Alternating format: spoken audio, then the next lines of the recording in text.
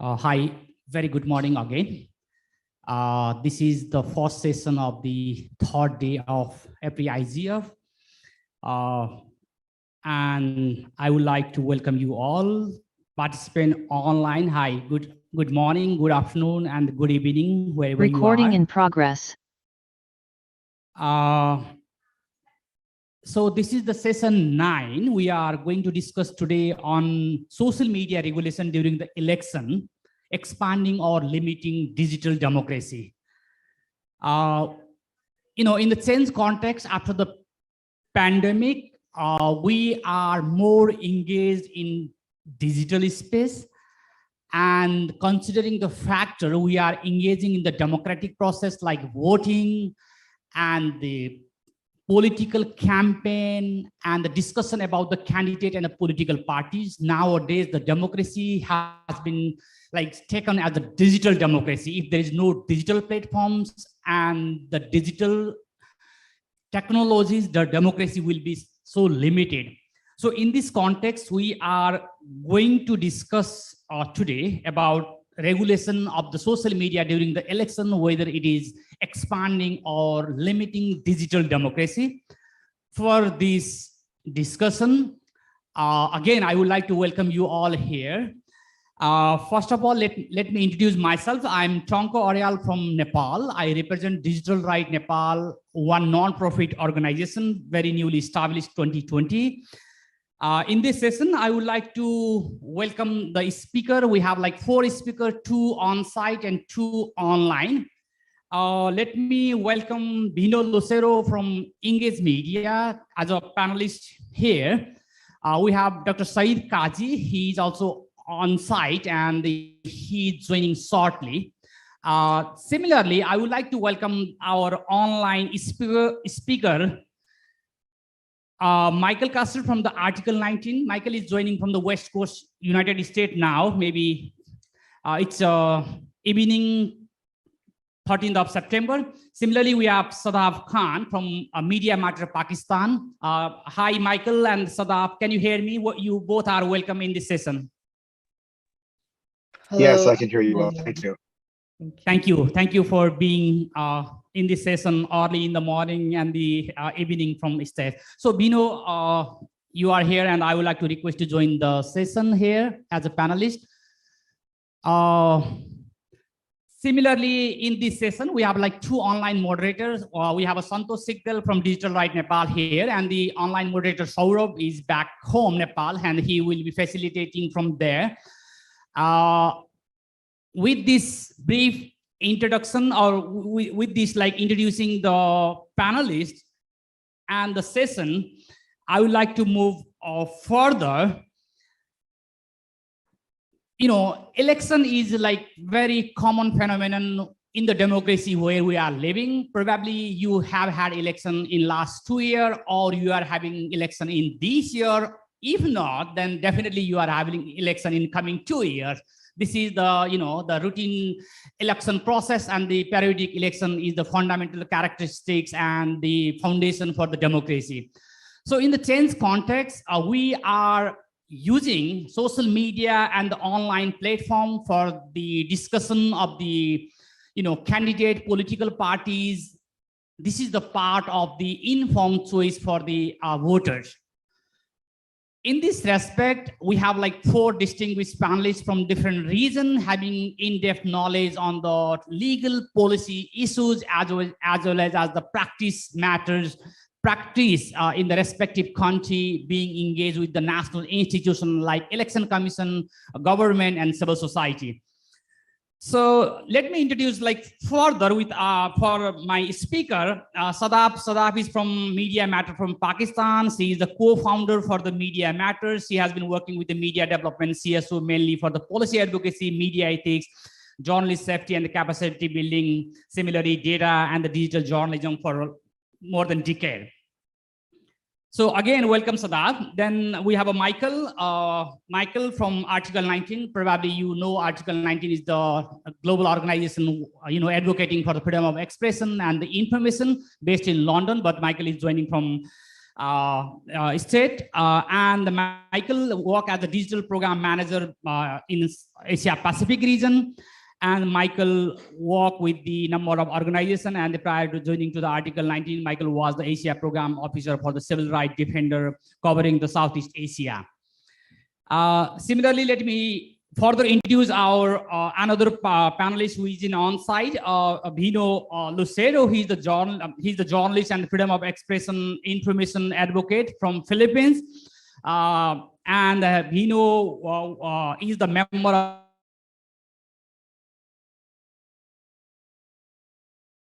to facilitate the collaboration, build the network, and contribute to the global policy dialogue around justice and the digital right issues. And at present, Vino is working with the Engage Media as the communication manager for the Greater Internet Freedom Project. Said Kazi, Dr. Said Kazi, he's a development professor from India. Has been working in the sector for more than 18 years. Currently, he's the advisor and the lead consultant on Digital Empowerment Foundation, New Delhi. He's a co-founder of the Council of the Social and Digital Development or Research Policy Organization for the digital transformation in India. So with this further introduction with the participant, I would like to proceed ahead. Hi, our next panelist is here. Hi, Said, you are already welcome. Please take a seat in the dais as panelist. So welcome you again. So with this, I would like to say briefly a couple of sentences on the topics. Then definitely I will defer to our panelists who have like deep and enriched knowledge on the topics, and they are contributing in the sector for more than a decade. So once we talk about the social media regulation during the election, there are like number of issues associated. The first one is the voters should be aware about the political parties, their manifesto and their program, and including the candidate.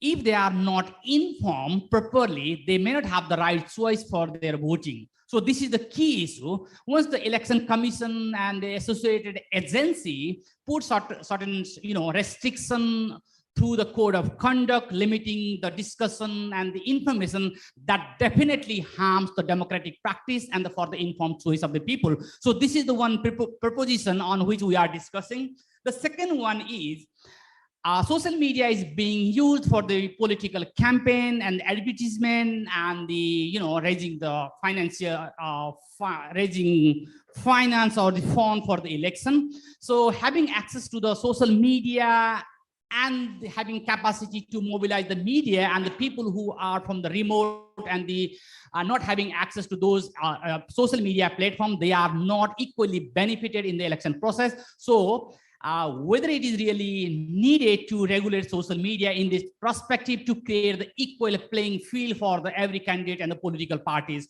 So this is the second agenda we will be discussing today.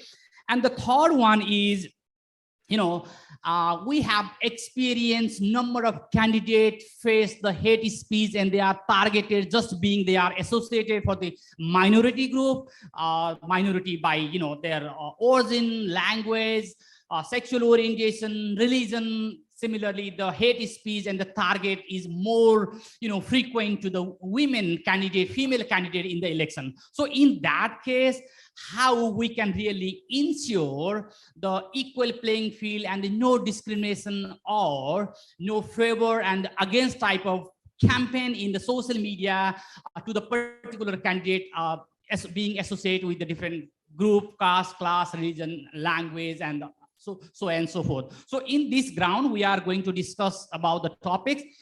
With this background, first of all, I would like to request to Michael, our online speaker from state, as Article 19 is the organization working to promote freedom of expression information globally. How these issues have been seen by the international document standard, and what is the general practice to regulate social media, and to what extent that is being practiced. I would like to listen to Michael first, then I will jump to the other speaker. Michael. Yeah, thank you, Tanka. And thank you for asking me to speak first. I would like to propose what I think would be helpful is to ground our discussion on social media regulation in the times of elections with a bit of an understanding of what international human rights norms offers on the topic. In particular, I think this will help us in identifying the problems and solutions to ensure that what we come up with are themselves rights-based. And it will help us prevent us from having to reinvent the wheel, for example, when it comes up with new regulation policy proposals, perhaps. So the Human Rights Committee, which is the independent body tasked with monitoring the implementation of the International Covenant on Civil and Political Rights, in their General Comment 34, recognizes that the right to freedom of expression and information in all forms and means of dissemination, including all forms of electronic or internet-based expression, are protected. These rights, the right to freedom of expression, access to information, and by inference, the right to privacy, association, assembly, which are all incredibly important during times of election. Again, it's important to remember they're as equally enforced. The states have the same obligations to protect them online as they do offline. However, the freedom of expression, while it is fundamental, is not absolute. So there are certain circumstances where restrictions are permissible, or even where prohibitions are mandated, such as in the case of advocacy of national, racial, or religious hatred, constituting incitement towards violence, which are phenomenon that we sadly see in many countries across the region, which are incidents that spike, particularly during elections. However, any permissible restrictions on the freedom of expression need to be measured by a test, a three-part test. And this is important both in how we assess state regulations on social media platforms or other actors, but it also helps us to assess what the policies of these private sector actors are themselves, the platforms themselves. So the three-part test, as it's known in the international human rights legal frameworks, puts out for three things. It says that restrictions on the freedom of expression must be provided for by law.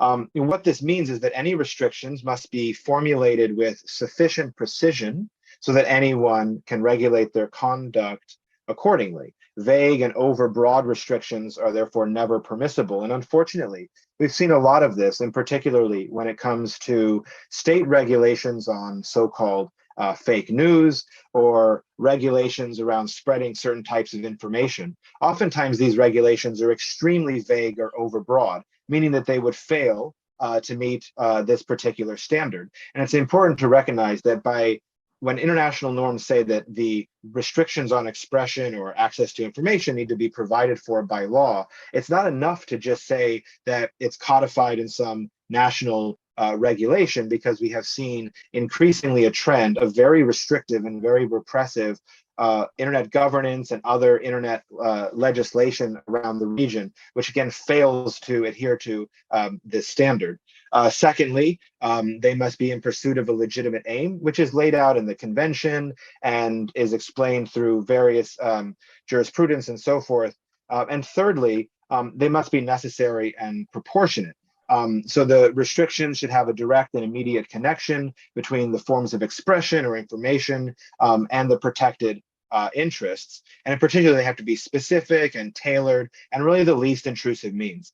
Again, what we see, in this is not only obligations on the state, as international human rights law primarily applies to state actors, but it also introduces a broad range of expectations and obligations on private companies, especially social media platforms, which they also have to adhere to international human rights norms, which is important during times of elections as well. And in particular, for this, we can turn to the UN Guiding Principles on Business and Human Rights, which offers a three-pillar approach to the role of the private sector in promoting and protecting human rights, and which really should be, I think, the foundation. International principles that we can use to assess the behavior, the actions of social media platforms, of course, during times of election, as the panel is discussing, but really in terms of assessing all of their activities, their policies, and their practices.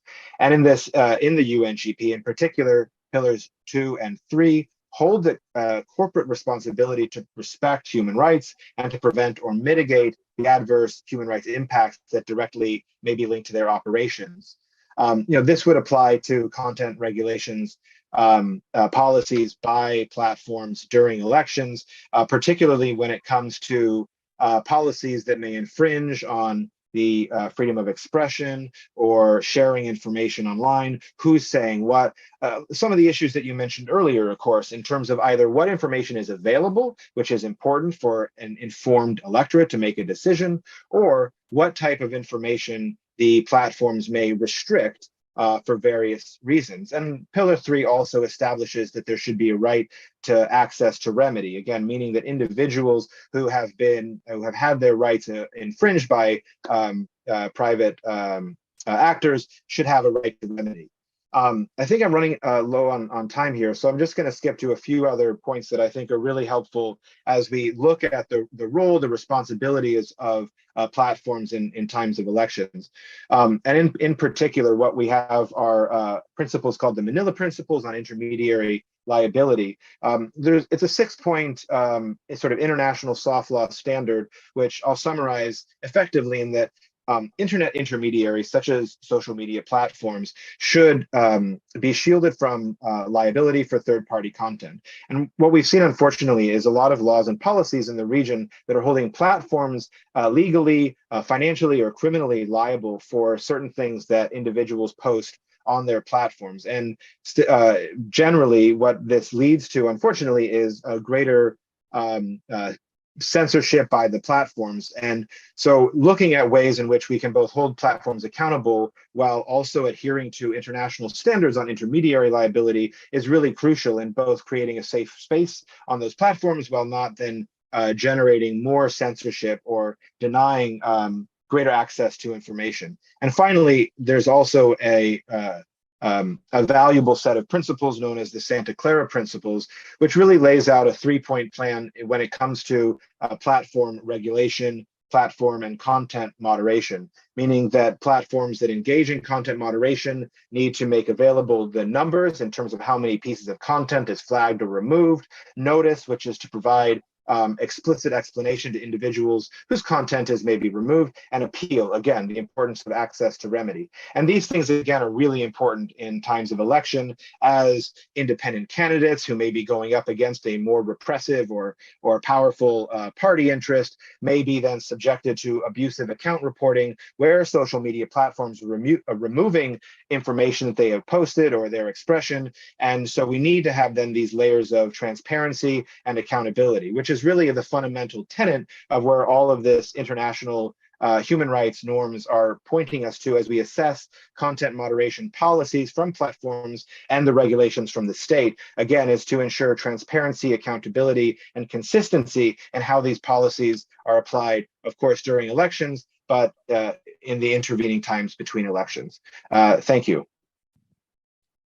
Thank you, Michael, for giving the wider perspective and the foundation on which this, regulation of the social media, particularly freedom of expression and the information, how those issues has been dealt and set by the international standard, like freedom of expression, and the this content on the social media is not the absolute. There are certain limitations.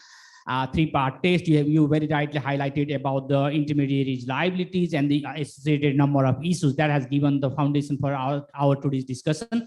So with this legal ground and the international standard to be followed, and even in election and in the most of the cases in the general time as well. So I would like to come to Bino. Bino has a experience working during the election in Philippines. If I'm correct, last year there was election.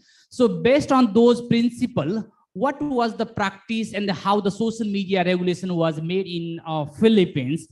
So with this, I would like to request to speaker for at this first round to limit maybe 3 to 4 minutes. Then we can go for the second round of discussion. Bino, please. Okay. Thank you so much, Tanka, and hello, everyone. Thank you so much for attending this session.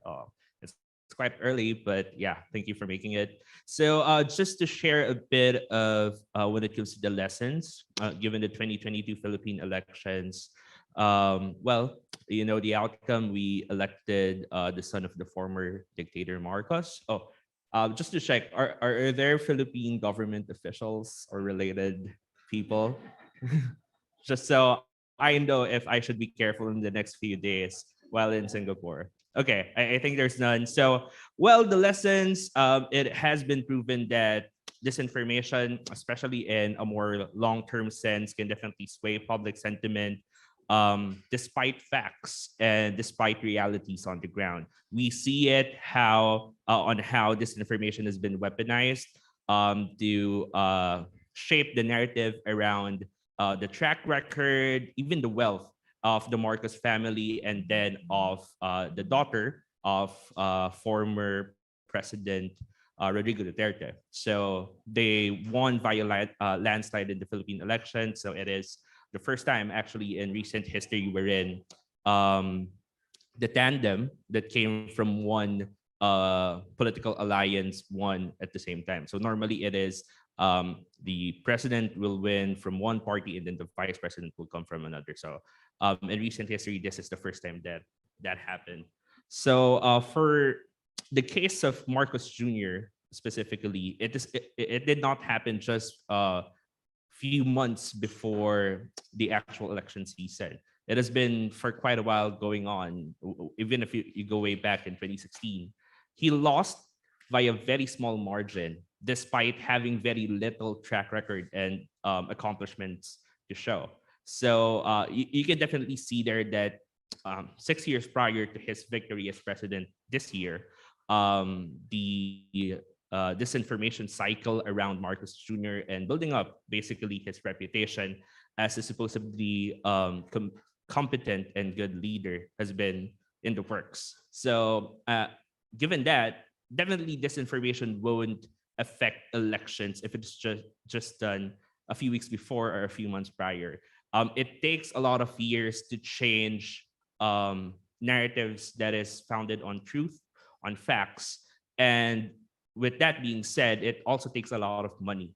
So the disinformation situation in the Philippines, it is just not organic disinformation shared by individuals who are very supportive of Marcos Jr. It is actually an industry now wherein troll farms are being hired to actually spread disinformation and sway sentiment on social media around Marcos Jr. and even the Marcos family in extension. So I guess that is one of the lessons. If disinformation, take for example, in your country is not that prevalent yet, having an overbroad social media regulation policy to address it might be too much. So I guess later on we can expand more on that. And how disinformation is being angled, it plays definitely into people's biases. Sorry, I almost said vices, but biases. Specifically, the main opponent of Marcos Jr. during the 2022 presidential elections, Leni Robredo, is a woman. And the disinformation against her was shaped around anti-women and sexist sentiments. So if you look at disinformation items during the 2022 campaign season, you'll notice that some of the disinformation items are geared towards showing that women in general are less competent than their male counterparts. It just proves that, just like in other aspects of life, women need to work twice as hard to get half as much recognition. So you can definitely see that in how people set up the disinformation items around her, and then at the same time, how it sways public sentiment. You'll definitely see that even though she's doing really well and her track record in her time as vice president is okay, there's still much more criticism about her performance compared to Marcos Jr., who did not serve any public office during the 6 years that he waited from losing as VP, vice president in 2016 to 2022, and basically did nothing but maybe go around for vacation. So for now, I'll stop there and maybe add more points later on. Thank you, Vino, for sharing how the social media was used and the managed in the Philippines during the last election. So with this, I would like to inform you that like it's 10 o'clock Singapore time. We have like half an hour more. We will get back to with other panelists, and there will be the ample time to discuss and get questions from floor as well as from the online. I would like to request to note down your questions or comment, then we will get back to you for it. So with this, I would like to request to Sadaf from Pakistan. So as a journalist and working for long in this sector, so any reflection from your work and from Pakistan, how the social media issues being dealt and its impact in relation to the election and election campaign? Sadaf? Thank you, and thank you for this panel. It's very early for me still, so apologize in advance if I am not very coherent. But the example from Pakistan, the experiences from Pakistan, they're really important. In the last general elections we had them in 2018, and they were the first elections in which political parties really effectively used social media for campaigning.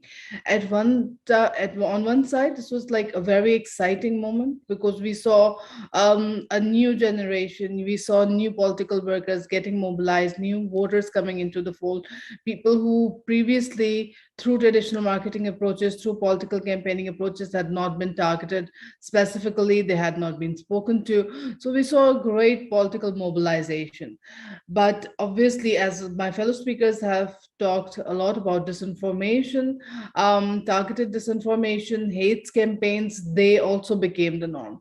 And what we saw was not only targeting of rival political candidates and workers, but also very direct targeting of journalists who different political parties saw to be critical of their own stances or opposed to the ideologies on the political spectrum that they were presenting. The first speaker, Michael from Article 19, he very well articulated the different roles. So I don't want to go into those roles. I completely agree with what he was saying.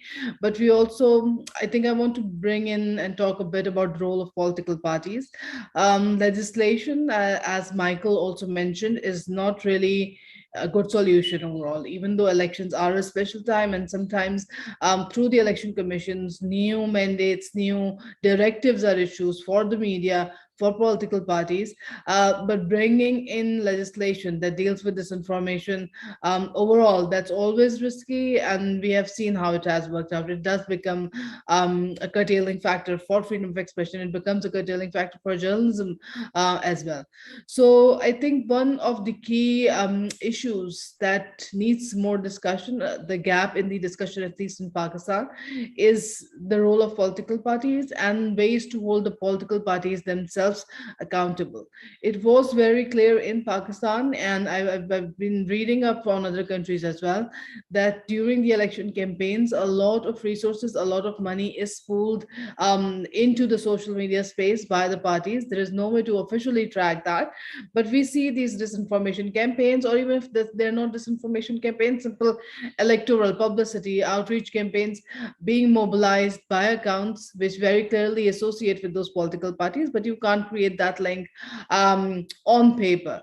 Now, what it affects, what it means is that the traditional systems of monitoring campaign expenditure that has been set up by the election commissions in respective countries, they are not being followed. There's a whole new pool of money coming in and going towards communication that might not be reliant, that might not be, aligned with whatever code of conducts are present in that country.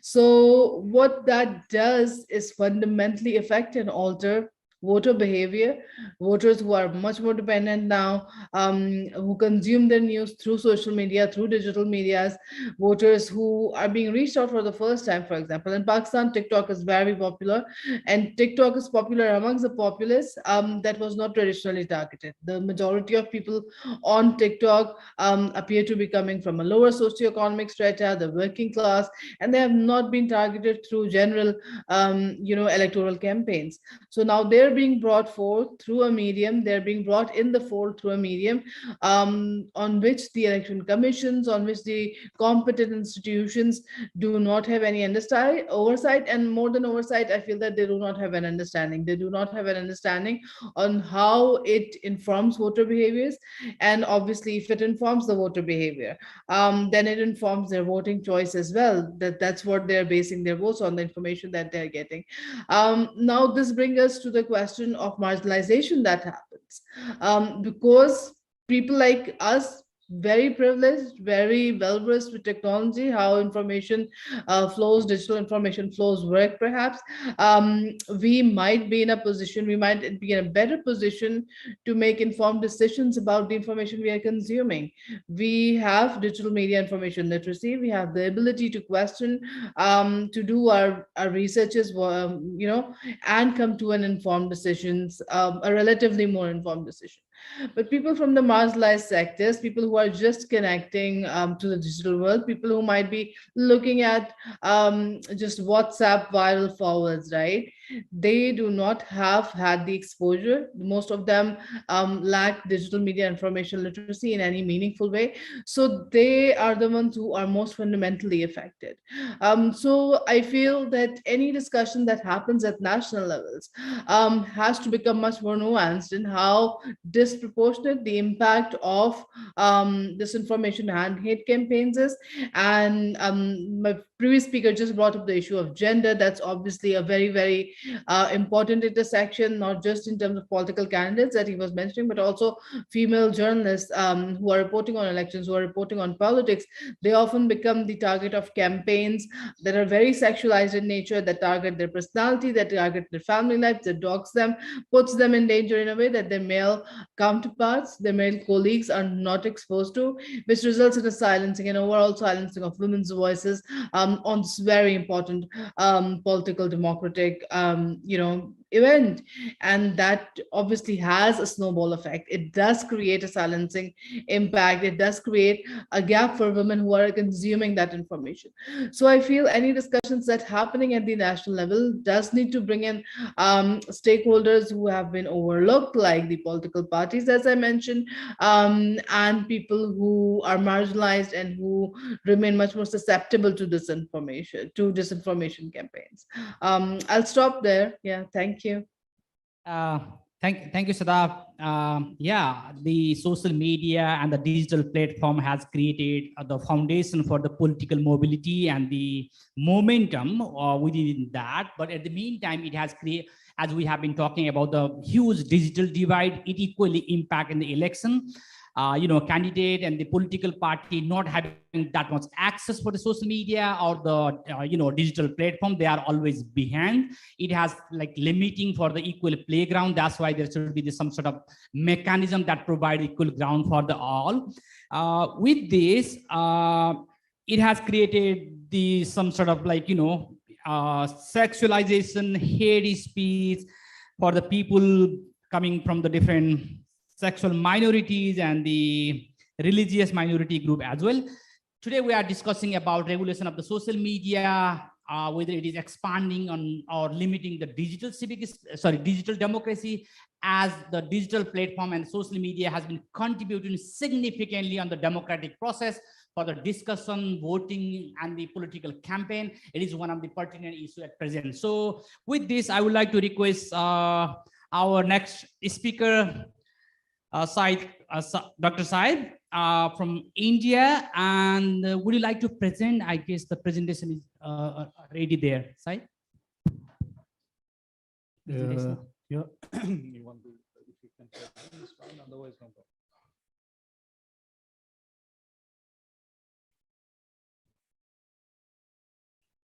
Yeah. After listening our next speaker, then I will get back to audience for your question, comment, reflection. Then at the end, we will get back to our speaker with their final comment. Okay, good morning. Good morning, everyone. I'm Saeed Qazi from India, and I represent Digital Empowerment Foundation, which is a 20 years old organization in India working in the digital space. So thank you for inviting me. And so straight away, just moving on to this topic. Of course, the main topic you have seen, but what could be of interest for all of us sitting here is in terms of we all know social media, how it is being used or misused in the electoral process, because that is how I think all of you have your own experience in your countries.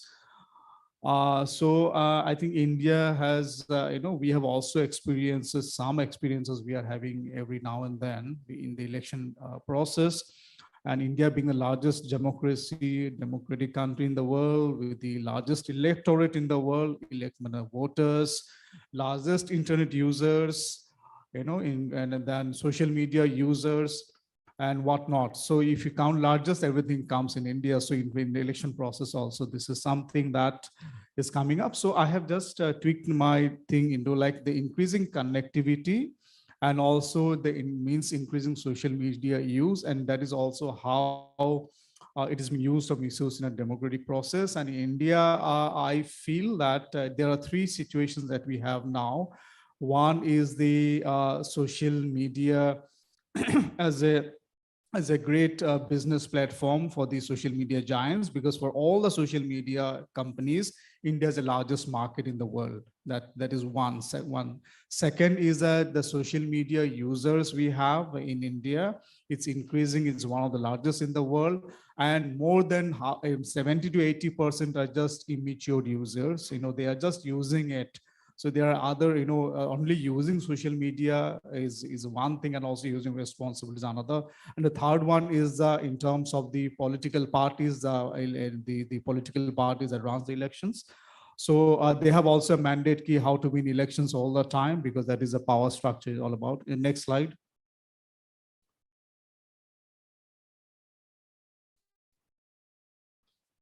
So these are some of the questions, because time, I think, has a limitation. So I have put certain questions, why we are talking about it in the context of India and other developing countries in the global south, because the political maturity is still happening.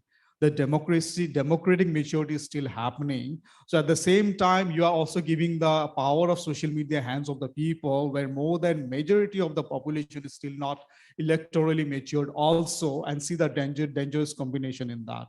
So that is a major challenge probably for all of us, especially in the developing South. So what kind of challenges we need to address? Next slide.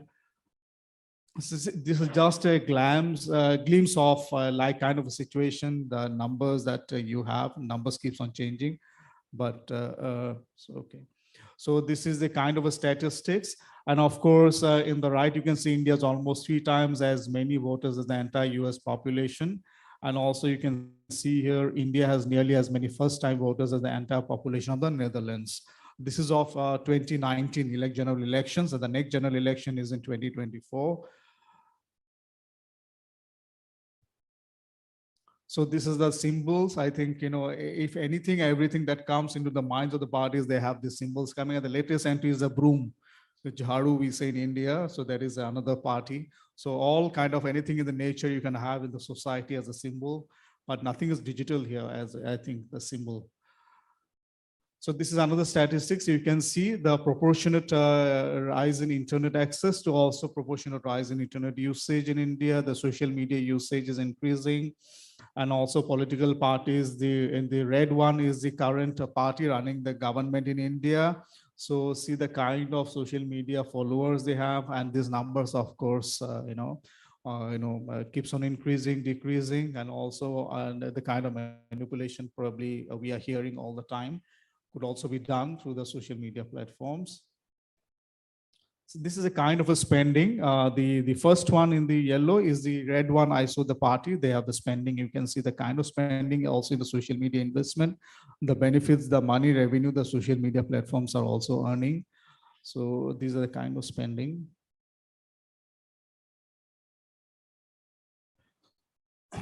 okay, so that was a context in terms of the parties and elections and stuff like that. But here, this is one important comment and reaction of the Supreme Court of India last year only, that it is saying that how and why social media is really going to create more trouble for electoral process in India, and what needs to be done, need not to be done. So this is a kind of a reaction because of the situation that is emerging in India.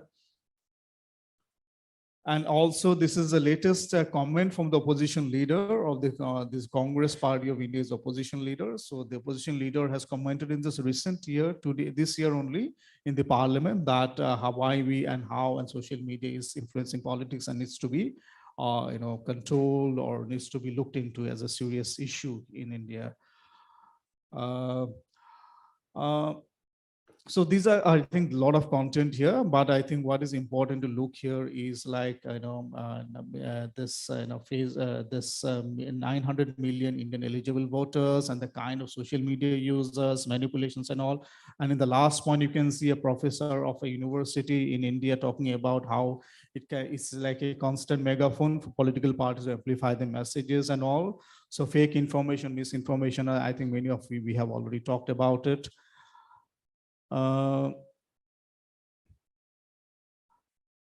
So I think, again, back to misinformation. Disinformation is the only way that is how politics is being manipulated to the social media platforms. And these are some of the points that I have mentioned here.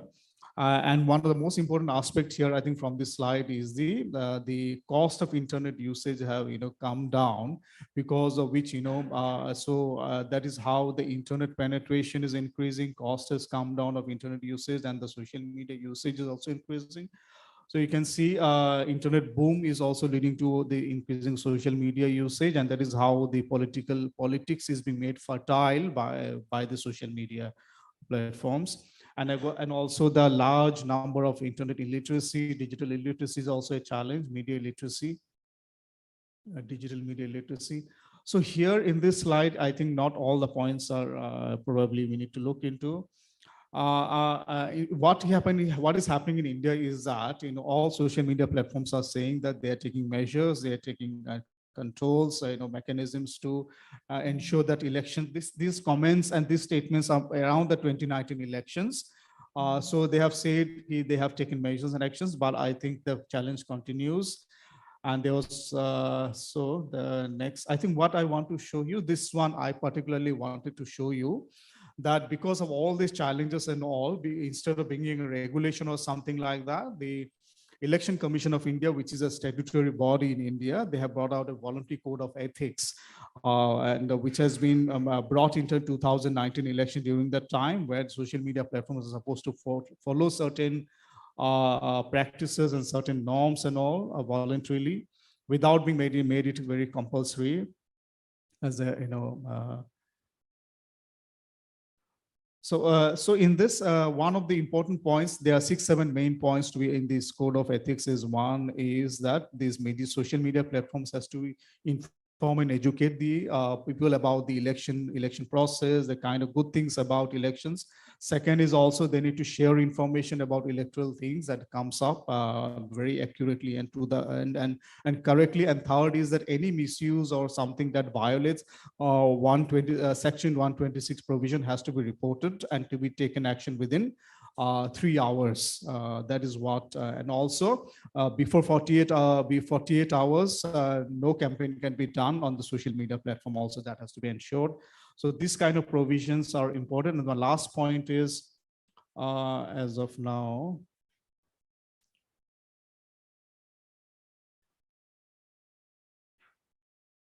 so this is something, Code of Ethics, Intermediary Guidelines in Digital Media Ethics in 2021. Last year it was brought, where it also talks about the role of social media to control, regulate this all kind of content which is not acceptable within 72 hours. Within that is how actions has to be taken.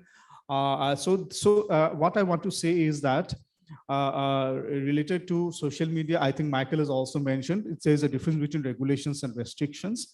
probably. And since we are still evolving, democracy is still evolving in India, as I'm just giving an example of India, and social media has just come into in the last 5-10 years actively using, but also the large nature of immaturity of having this social media usage, and also its manipulation by the political parties, because and so we all know that probably this kind of provisions are sufficient or not. Probably I feel sufficient as of now, because we also have to experiment the reaction, the counter reactions, and all this media code of ethics for the social media platform is a kind of a soft restrictions, as a soft kind of regulations, rather than going for a harsh, drastic regulatory measures.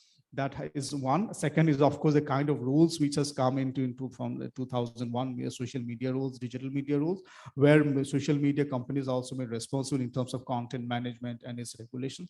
So this kind of measures is important. We are evolving, we are learning, and probably after this, and I think 2024 election, which is coming up, which will be, because this code of ethics is still being followed since 2019.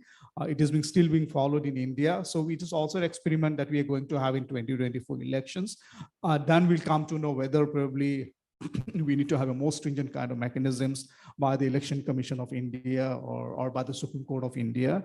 So because I think it's very challenging for the government to bring certain rules and regulations, because ultimately it has their own hidden interests, because they're ultimately representing certain political party at the end of the day. So those kind of dilemma, and I think the kind of situations we have. But yes, this all has to be followed. The human rights of the people, freedom of expression has to be kept intact, and that is what the Code of Ethics also talks about. That the freedom of expression has to be kept intact. Thank you so much. Thank you, Syed Kazi. You have highlighted type of going to influence, capture, or hack the democracy. Number of content and the political campaign through social media has changed the political result in number of countries. Even in my country, Kathmandu, there was the mayor election in the capital city. The young, very dynamic, and the independent candidate defeated the existing and the non-political parties, and he was blamed or given credit in a way that he won the election just because of the social media. So the social media is becoming powerful. And as Syed said, that we are in the stage of the testing or exploring and experimenting, because the things are coming new, and we are trying to control its negative impact and promote the informed choice for the voter, and they protect and respect the fundamental freedom, like freedom of information and expression. Thank you for your presentation. So now I would like to come back to the audience for questions. Similarly, I would like to request to the online audience, please, if you have any question, please write in the chat box. Our online moderator, Santosh Sigdal, who is here, and the Saurav will facilitate to get those questions. For the question on-site participant, I would like to request to come to this mic turn by turn, and later on, once I get all question, I will request to the my panelists to respond accordingly. Considering the limited time, we have to rush. Please, one by one. Please raise your hand and come to the mic. Hello. Hi, everyone. I'm Grace from Taiwan. I'm a general counsel for Amnesty International Taiwan. But today I'm speaking on my own capacity. So there's a lot of discussion on this session about political battles within their own countries, right? And I would like to also raise another party, which is the external, maybe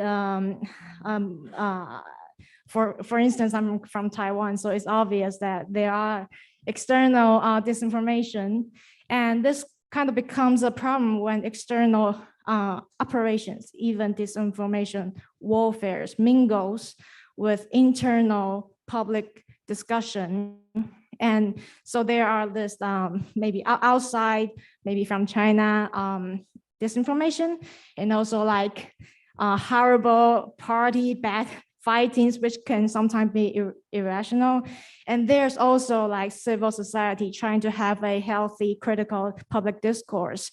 So really interesting to ask what you would think about the external one, especially when national security becomes a excuse to shut down the civil society instead of really like addressing the problem. Thank you. Hello everyone, my name is Vivek Silwal and I'm from Nepal. So my comment or question is for panelists about the social media. So, you know, it hijacks the definition of freedom of speech and democracy. So, sorry.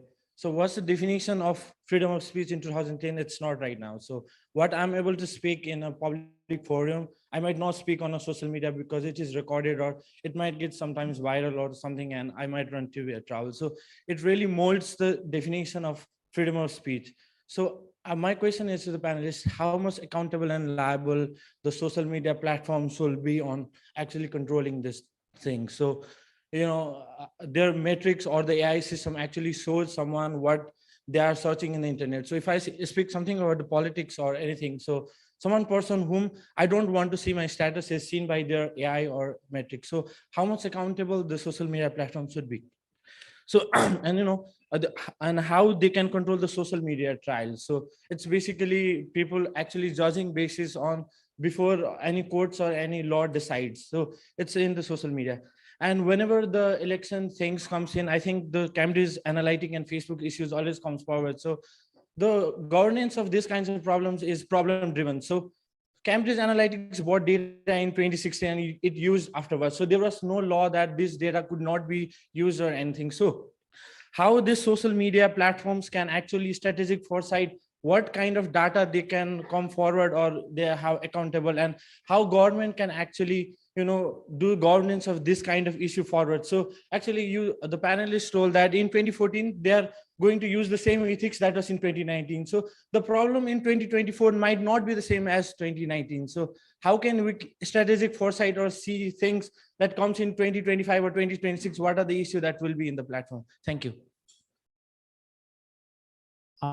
Thank you. Yeah, please use this mic, stand mic. I would like to request to be brief while asking the question. We have very limited time. Can we extend 5 minutes more in our session? Good morning. I am Sanjeev Anjal. I am Director General LearnNet India. It's not a question, but a comment. Mr. Kaji has quoted figures of internet user in India is 560 million. I would like to just correct it. It is nearly 800 million now.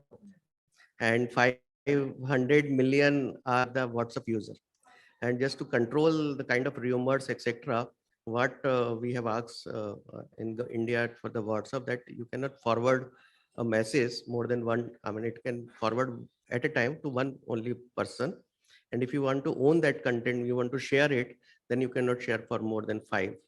So thirdly, we have asked that there should be a grievance handling officer by every social media company, so that if there is any grievance by any user, that can be addressed by him. Just a comment. Thank you. Thank you. Maybe the last question from on-site. I would like to request to Santoshi to take some of the question from online as well. Okay, thank you. My name is Sophie. I'm from Cambodia, and I want to ask the two speakers in here.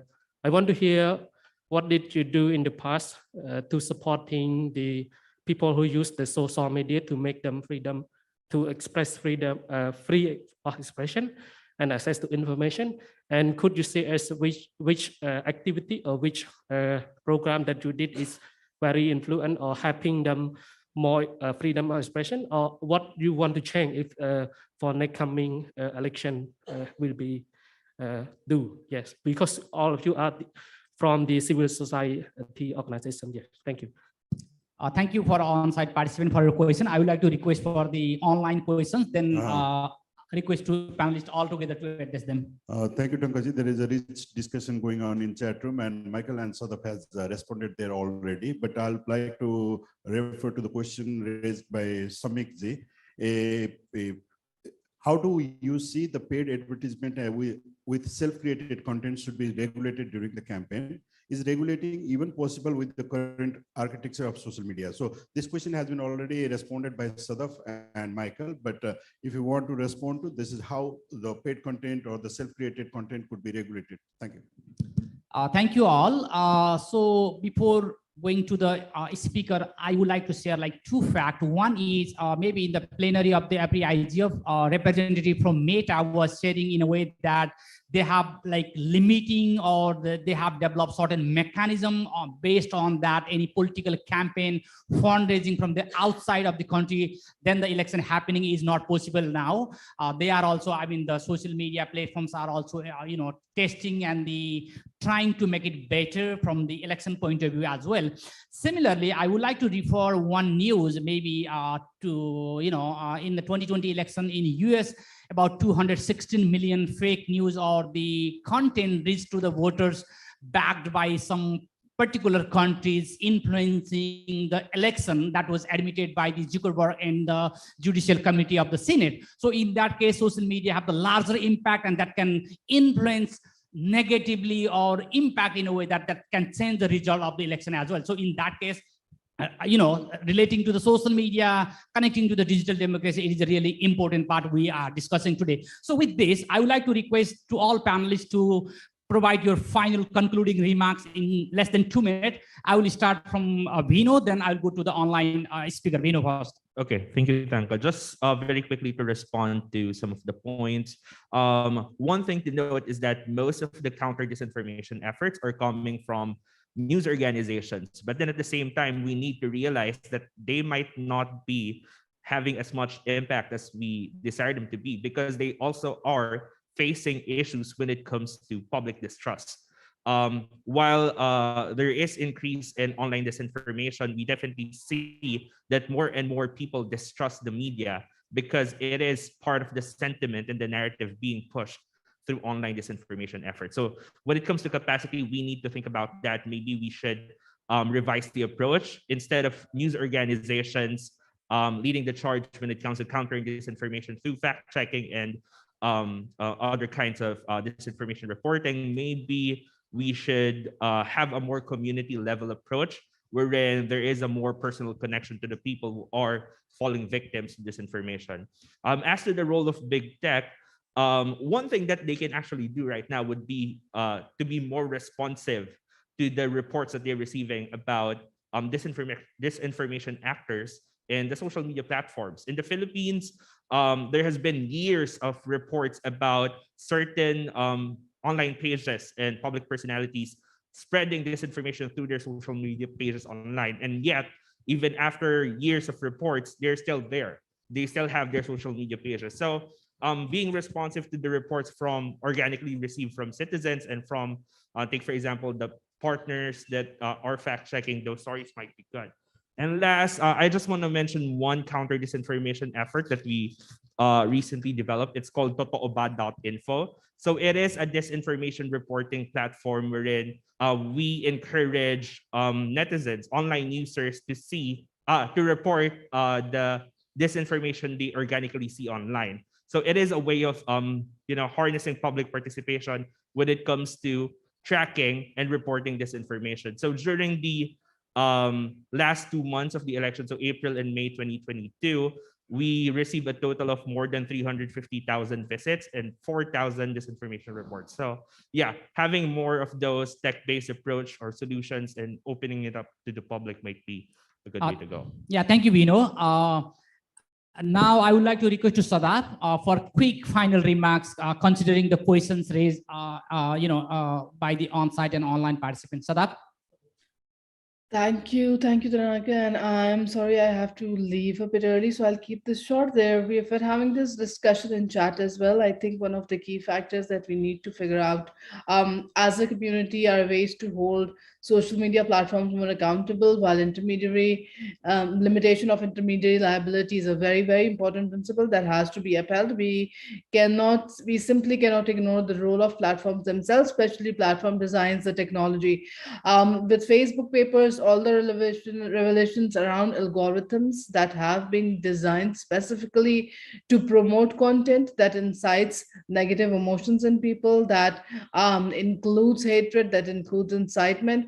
I think it's essential that we figure out ways to hold the platforms accountable in a much more effective way than we have been able to do so far. Thank you so much for this very enriching discussion. I really enjoyed it and learned a lot as well. Thank you. Thank you, Sadaf. Thanks for being here early morning from Pakistan. Thank you. So next, I would like to request you, Said, for your remarks and if there are any questions direct to you, but with very brief. I think, yeah, it's time already. So just summing up of all these comments and questions that we have, of course, the data and statistics to gentlemen, of course, I've had a laziness of typing also, so I put something there, of course, to authentic source, but data keeps on increasing. Media users increasing every day, so that is one connectivity and users increasing one. So overall, I think I cannot make any general comment now. I'm just specific sticking to India because the largest democracy, we are still experimenting.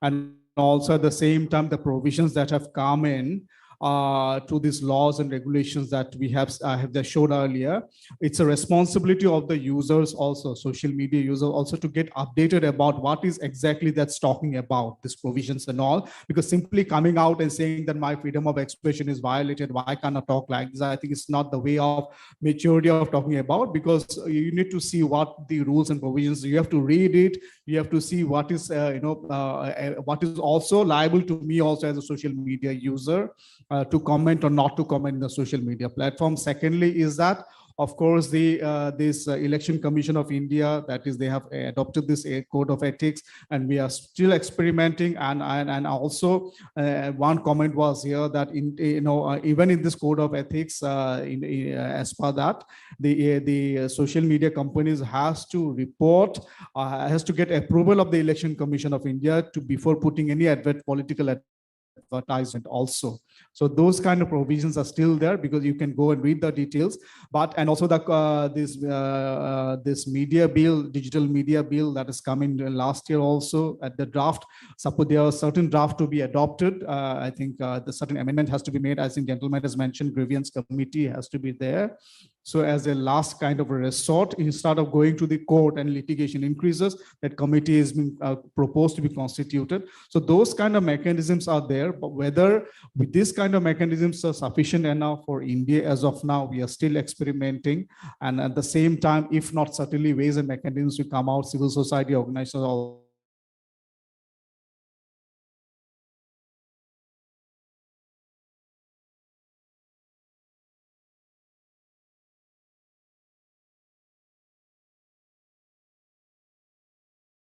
the social stability and the peace of the society cannot be disturbed because just for election process, and that is where the social media danger is. And I think in today in India's context and every society, we have seen the kind of divisions that is happening, and it's more driven by political manipulation, political these things. So we have to be very careful, each one of us as a vigilante. I think we need to see that our harmony is not affected. That is what is affecting everyone today. Thank you so much. Thank you, Said. So the final, the last but not the least, Michael, for your quick remarks, maybe within a minute. I have seen that you have already responded a number of questions in the chat.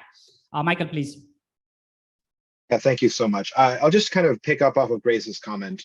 Absolutely. I hear loud and clear the concerns that you raise in terms of the potential negative influence that China has as a state actor interfering, particularly in the domestic political situation in Taiwan.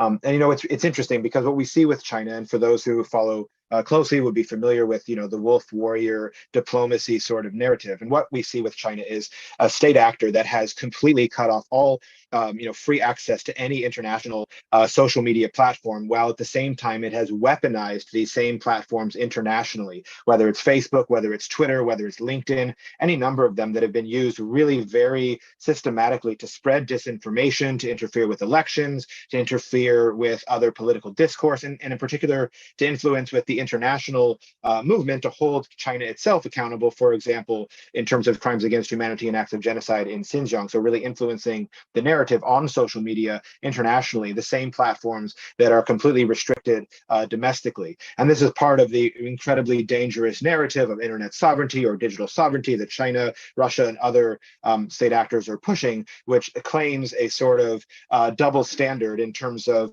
regulation, in terms of access, but then also, again, in terms of that type of weaponization. And so I think this is absolutely a really very key, very crucial concern to raise, certainly in the context of elections and foreign interference in elections, but in every other aspect of how we engage online. And one, very simple, thought response to that is, again, to reiterate the issue that has been brought up by several people about the importance of transparency, and, in particular, when it comes to the sort of malicious interference of state actors, or computational propaganda, disinformation, troll farms, all these things. Just a much better job of both tagging and labeling this content as state-backed, as paid for, in particular when it comes to state-backed media, whether it's Xinhua directly accounts, or also looking at expanding this to people who work for state-backed entities and actors. So greater labeling of this type of content, and at the same time, really just ensuring consistency in terms of how platforms enforce their own community standards,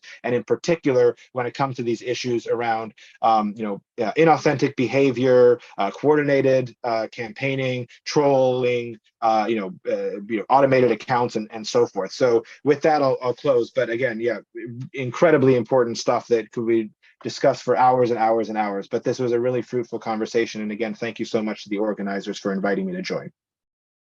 Thank you, Michael. I would like to thanks to all amazing panelists for your contribution, and the participant here and who joined from online. Great discussion on limitation on social media, expanding or limiting digital democracy. Definitely, it has set some foundation for further discussion in our respective country.